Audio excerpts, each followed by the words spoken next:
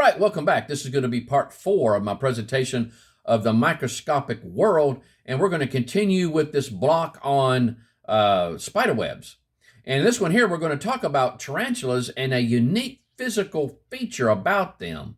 And when you're talking about tarantulas, this right here is a tarantula. Now, my son used to have one. He had one for about 15 to 17 years. It was a female, and I've heard they can live up to 20 to 25 years. I think the male only lives about 5 years, if I remember correctly. And it was really more like my spider. So I was one that fed it and watered it and stuff. And I never held it. I don't trust that. Anything with fangs, I don't trust it. And so, but they're just cool. And I had it all built inside. I had a little, matter of fact, I got one right here. The little Jupiter 2. Let me put this spider down here. I had a little Jupiter 2 like this from Lost in Space. You guys, any of you guys, old school people, remember Lost in Space with Will Robinson? And but this is I had made the tarantula tank, make it look like a planet, and I put this spaceship. I don't think it was this one here, but I put the spaceship. It was one just like this one, and I put it in there to look like a planet. And then, of course, you got this giant tarantula walking around. And but that's what I did. I like to do that, and then I would change it up. Sometimes I would make it look like a forest or something like that. And it was really neat. And then I would throw insects in there from time to time. I'd find outside. And I tell you, whenever the spider molted, it would lay on its back. I thought it was dead. And so I was getting ready to go to work, and I didn't have time to fool with it. And so I told Sandra, my wife, I said, you know what? I'll just get it later and toss it out. And so Sandra, being smart, she called a pet store, and they said, is it laying on its back?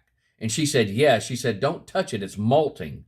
And so I ended up getting a recording of that. And I put it on a speed to real fast. It's absolutely just amazing to look at. And but at any rate, when it molted, it took a long time to molt, and they're really susceptible to predators at that point in time.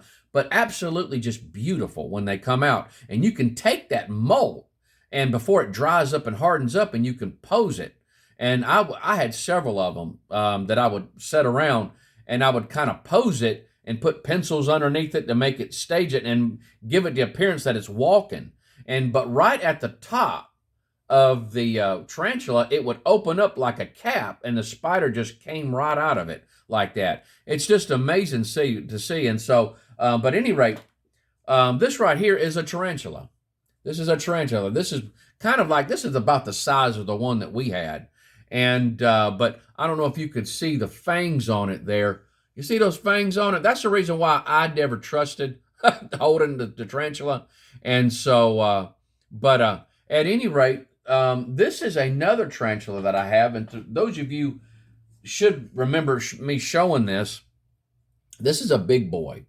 This is a big one. Now, I got this from a store online. It's called Evolution. It's called Evolution, and I got it. I want to say it was about $40. I think now I saw one time. They were charging $400 for the thing, and so I got this a long time ago, real long time ago. But you can see the difference in size. For the most part, you can see a different size. Their bodies are almost the same size. This one over here is still bigger. And of course the legs are longer.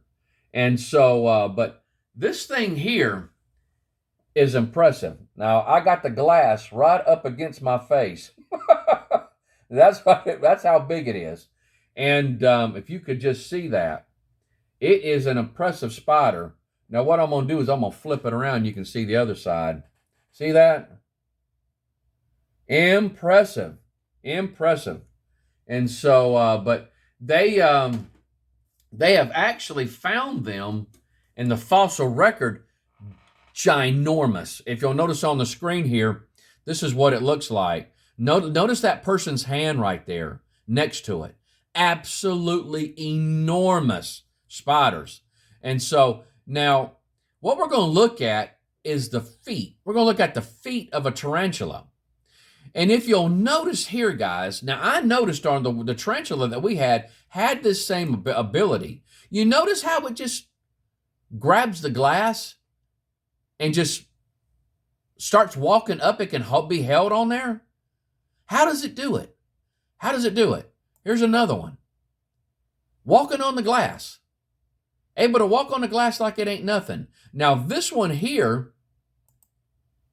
if you'll notice, now you can see the Jupiter 2 back there and some of the Lost in Space stuff in the this aquarium here. Now this is in my son's room, and this is what it used to be. This spider's all long gone. And but notice the spider is on the glass. Notice it's on the glass. And it's walking up the glass. How does it do that? Now, spiders have claws. Now, I used to think that they had like little suction cups on their feet that made them able to do this, but they don't. They don't have that. So how are they doing this? What is the secret to this? This comes from the Journal of Experimental Biology. Gently placing one of the animals in a very clean aquarium with microscope slides on the floor, the duo cautiously upended the aquarium to see if the tarantula could hang on. Given that people said tarantulas couldn't stay on a vertical surface, we didn't want to find that they were right. Remembers Ryan, but the spider didn't fall. So the duo gave the aquarium a gentle shake. The tarantula slipped slightly, but soon regained its footing. How? How did it do that? Ryan looked at them with a microscope and could see minute threads of silk protruding from the microscopic hairs on Fluffy's feet. That was the tarantula's name. Next, the team took a closer look at molts from Fluffy, the Chilean rose tarantulas, and Indian ornamental tarantulas with scanning electron microscopy, and saw minute reinforced silk producing spigots. Remember the spigots we were talking about? The spinnerets on the behind of a spider? They have spigots that the webs come out of. Well, they found those on the feet of a tarantula, which extended beyond the microscopic attachment hairs on the spider's feet. Widely distributed across the foot surface, Ryan also looked at the tarantula family tree and found that all three species were only distantly related. So probably all tarantula feet produce the life-saving silk threads, which I would agree. Because remember, if you guys remember, when we were talking about the flood in Noah's Ark, we got talking about kinds and species. Species is no more than a variety. It's a variety of the same kind of animal. So these three species are all the same kind of animal. So it would have the same ability because they're all the same kind. Now, going back to a micron, notice the microns. We're talking about microns. Notice how small a micron is and all these different things and their different micron sizes. Now, looking at this right here is the bottom of a tarantula foot. It's the bottom of a tarantula foot. Notice that. Notice at the top. See where that A is? The top left-hand corner? Go to the right just a little bit and you'll see two claws. Isn't that something? Well, they found spigots, web-producing spigots on the bottoms of these feet. And if you'll notice, right here, notice where those arrows are at. It's microscopic webs, guys. Now listen, this is the bottom of a tarantula foot. That they have looked at it with an electron microscope. Now check it out. Now I'm assuming that 1 mm is microns, 1 micron. And so take a look at those webs. Those webs are extremely tiny. I mean, extremely tiny. But the foot of a tarantula is producing those with the spigots that is in those hairs there. And now let's look at it even closer. Even closer. Take a look at it here. Now we're getting really small here, guys. They are really are looking at this, but you can see the spigots. Notice the spigots. If you'll notice an E, look at E there. Notice that spigot that's up and there's a hole. That's where the webs are coming out. That's where the webs are coming out. Now, if you'll notice at A, you'll see hairs, but then you'll see these other things, these long, skinny things coming out. Those are the spigots. Those are the spigots. And you'll notice in B also. See in B has it. See those, you see the hairs, and then you got those other things that are coming out. Those are the spigots. Take a look at that. There you go. Microscopic webs, guys. And here you go. This is a spigot from an abdomen on the left-hand side.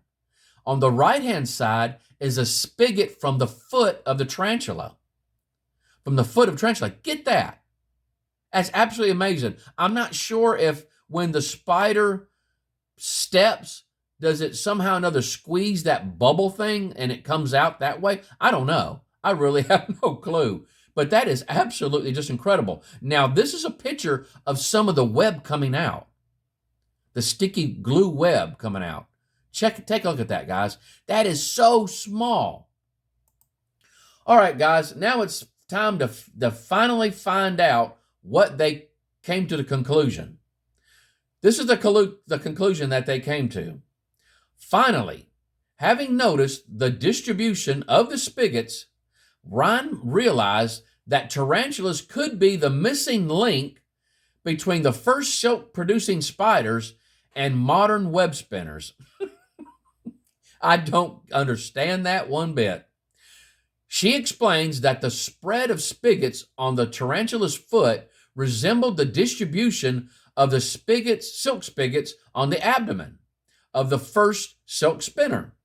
The extinct Atacopus spider from 386 million years ago.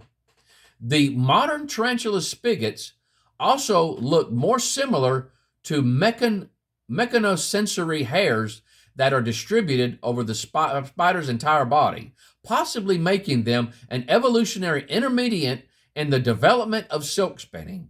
So, not only has Fluffy settled a heated scientific debate, but she also may be a link to the silk spinners of the past. And so that is your conclusion.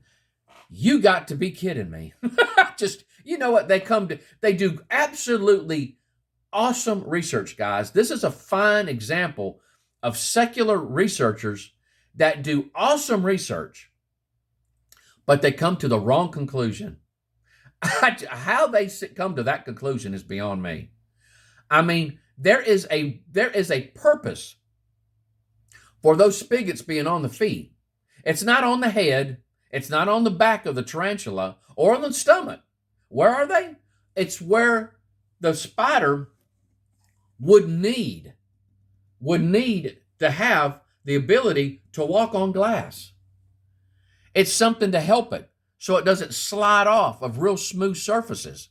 It gives it the ability to climb and stuff like that.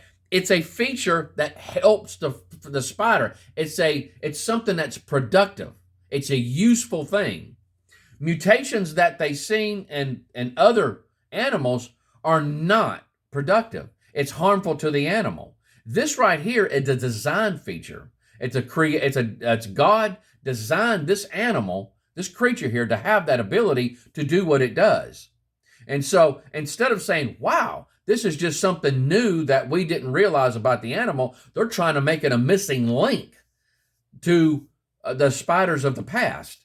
And so that really does not make any sense whatsoever. That is modern science for you. That's modern science that says, God, we want nothing to do with you.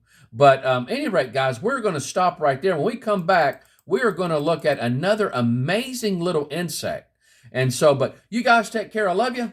and I hope the Lord blesses you real good. Bye-bye.